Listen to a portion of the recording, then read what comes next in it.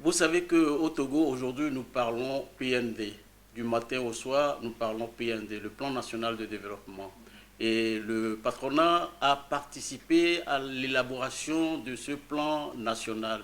Et nous nous retrouvons parfaitement dans ce plan qui se situe en trois phases. La première phase qui veut faire du Togo un hub logistique à travers notre port que tout le monde reconnaît aujourd'hui comme très spécial, à travers l'aéroport, à travers les infrastructures qui vont se mettre en place, à travers l'industrialisation du pays.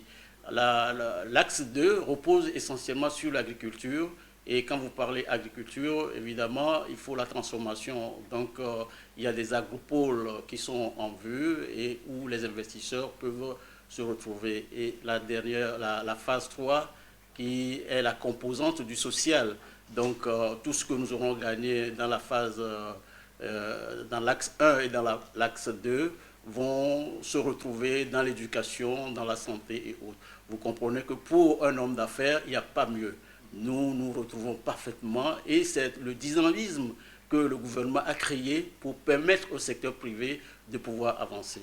Nous essayons, dans la mesure du possible, de transcender ce problème et de mettre nos forces en commun. Et aujourd'hui, le secteur privé togolais est composé de trois éléments que je peux rapidement vous dire. Il y a le patronat, il y a la chambre de commerce et il y a la JET qui est la société l'association des grandes entreprises. Mais chacun voudrait un leadership. Et vous comprenez que ce n'est pas en rang dispersé que nous allons pouvoir développer économiquement notre pays.